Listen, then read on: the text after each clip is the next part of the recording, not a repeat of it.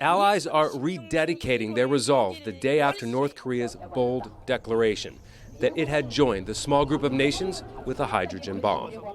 Something South Korea's defense minister says is just not true, calling Wednesday's detonation a failed test of an H-bomb. U.S. President Barack Obama spoke to the leaders of the two nations most threatened by the test, South Korean President Park Geun-hye and Prime Minister Shinzo Abe of Japan. In telephone calls on Thursday morning, he said close collaboration would continue, adding U.S. commitment to South Korea's security is unshakable, and that the three nations will work together for a strong and united international response.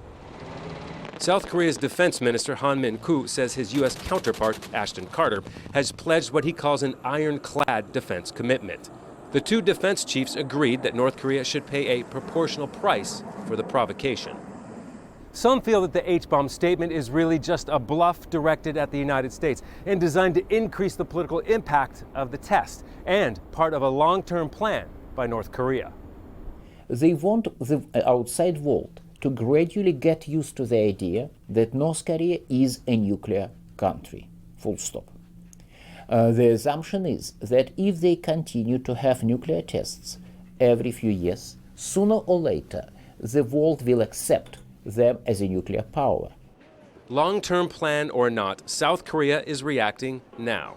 Because of the tests, officials said Thursday, they are restarting a system of loudspeakers along the border to broadcast anti-government messages into the north. And for the safety of its citizens, South Korea announced it's restricting access to the Kaesong Joint Industrial Complex along the border with North Korea.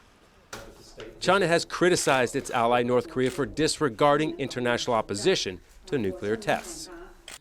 Another UN Security Council resolution authorizing further sanctions against Kim Jong-un's government is in the works. But previous resolutions have been ineffective at stopping North Korea's nuclear program. Scott Heidler, Al Jazeera, Seoul.